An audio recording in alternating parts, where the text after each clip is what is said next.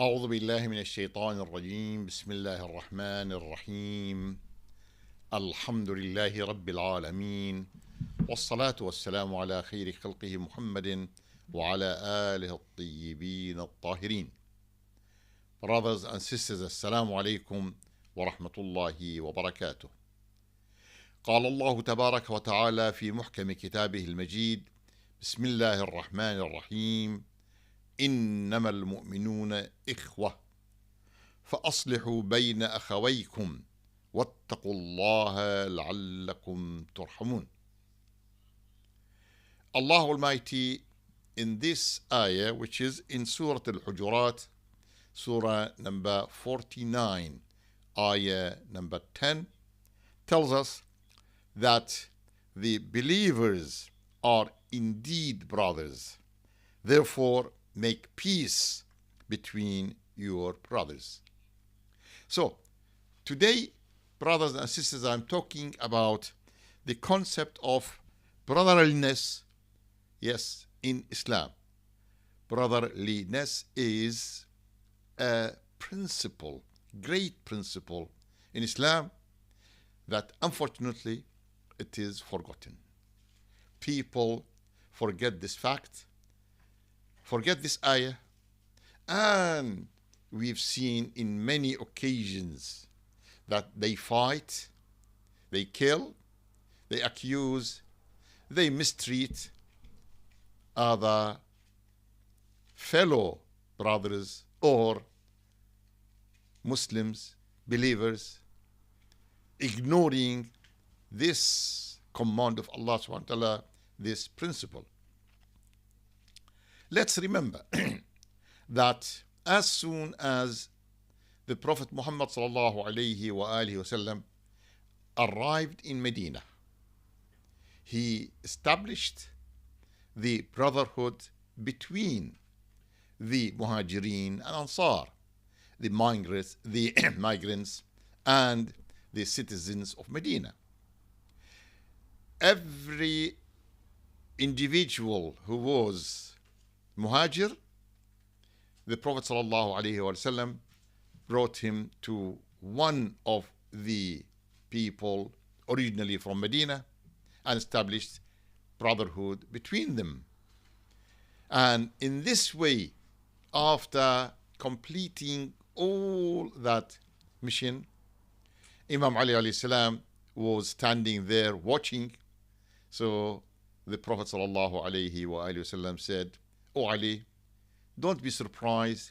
I kept you for myself to establish and emphasize and declare to all that you are my brethren in faith, in addition to other whatever characteristics." Now, when we see the Prophet ﷺ paying so much attention regarding this brotherhood, when we see that the reports tell us that when he missed the company of one single brother in faith for 3 consecutive days, he would ask, why didn't he attend the mosque? Why didn't we see him? So, if he realized and was told and informed that he is not feeling well, the Prophet would say, let us go to visit him. If he wasn't in town, he would look after his family. And that is the essential principle that the Prophet ﷺ wanted to teach every Muslim about it. No superiority between Muslim over other Muslims. No, at all, race, nationality, geographical restriction, language, color, age, no difference at all about that. So this is not permitted in Islam, to feel some sort of superiority of some gender against others. No white is better than black. No Arab is better than non-Arabs, and so on. So all tribes, all races, all people, as long as they are Muslims, they are believers, they are having and enjoying the same rights, and it is not permitted at all. And we see that really, that behind the Prophet ﷺ in the mosque, maybe in the first row or second, there was Bilal from Ethiopia, and there was Salman from Iran. There were people from Suhaib, like from Rome, and people from Quraysh or Arabs. All together were treated equally. And this is evidenced and clear when we go in our time for Hajj. Yes. Millions, I don't know, sometimes there are 2 million, sometimes more, less. We are not talking about numbers. We are talking about the variety of Hujjaj who are coming from every corner of the world. From Japan, from China, from Indonesia, and coming to the Asia, Europe, America, all gather around the Kaaba, circumambulate around the Kaaba. This circumambulation, tawaf, is the symbol of unity, symbol of all activities, regardless of the race, the nationality, the country they come from. They are all gathering around one center. And that centralization, Kaaba is symbol of it. So this is what we see there. Really, people who are doing all the rituals of Hajj, whether it is tawaf or sa'i between Safa and Marwa or other acts of Hajj, we see all equally enjoying that brotherhood and feeling that really they are related, not biologically, but spiritually. However, when we talk about this strong link, connection, and relationship, we read from Imam Sadiq alayhi salam that he said, Al-mu'minu akhul mu'min kal-jasadil wahid. A believer is brother of another believer, like a single body. If an organ suffers or aches, the other organs feel the pain. So if this is to this extent, this brotherhood goes to that extent, that it is like sharing the sadness, the difficulty, the problems, and at the same time sharing the good news, the happiness, and the facilities provided to them. By that, we understand how brotherliness in Islam is so great, so important, and that is to lead to some other instructions and commands. Now, the Prophet ﷺ delivered this, recited this ayah many, many times, warned people from disunity and fitna. And now we see that the fight is going on between Muslim countries, Muslim people, from even neighbors.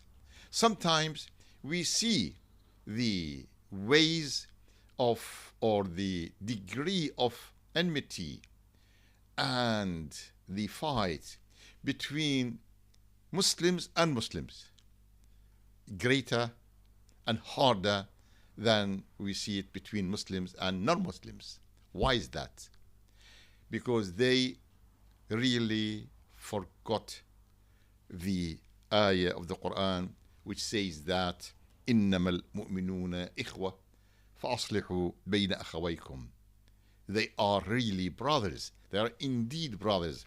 So we have to establish unity, establish brotherhood, establish peace rather than fight and war. Brothers and sisters, let's remember these lessons from the Quran. Let's act upon them. In many occasions, we see that the brotherhood makes every believer feeling that he is part of one family. Yes, they are not biologically connected, they are not siblings, but they enjoy the same feeling. So they are all as members of the same family. Who is the father? The Prophet Muhammad sallallahu alayhi wa alihi wasallam. And in one authentic hadith, we see it in many references that the Prophet sallallahu alayhi wa alihi wasallam said to Ali, Ya Ali, أنا وأنت أبوا هذه الأمة. He was referring to the position of himself and Imam Ali alayhi salam in relation to Muslims, to the believers.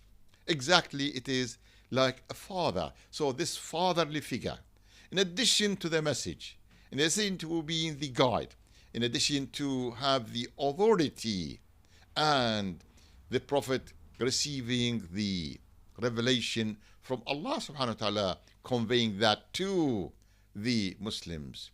The position of Imam Ali alayhi salam in guiding people to the right path and continue in the same path of, in the same line of guidance of the Prophet himself. So they are like one family. They share everything they have, and they really try to help one another selflessly, yes, without any preference or anything which causes superiority or inferiority. Now, there are rights for brothers, or brotherhood entails certain rights over the people towards other believers. And in one hadith, we read that the believers have 30 types of rights, 30 rights, that if not fulfilling those and honoring those rights on the day of judgment, for those who really fail to comply with, will be held accountable at them. And we might talk about the details of that type of rights, and to know how deep and how serious Islam is about the rights of every believer over his fellow brothers and believers. We may discuss this in another khutbah, inshallah. However, let's conclude that by the brotherhood, we know that there is a responsibility, there is a duty. It is not a favor, it is not something which we only, for example, recommend, but rather it is a must. And this means that when disputes arise, between friends, communities, families, and people even from different countries, it is the duty of those who really understand Islam and they are true in their belief, to work hard to establish peace, to remove all sources of dispute, and bring some sort of harmony to the Muslim nation, Muslim brothers and sisters. That is what we need to think of it seriously and know that we are going to be held accountable on the Day of Judgment about any of these rights not met and we did not comply with. Wassalamu alaikum wa rahmatullahi wa barakatuh.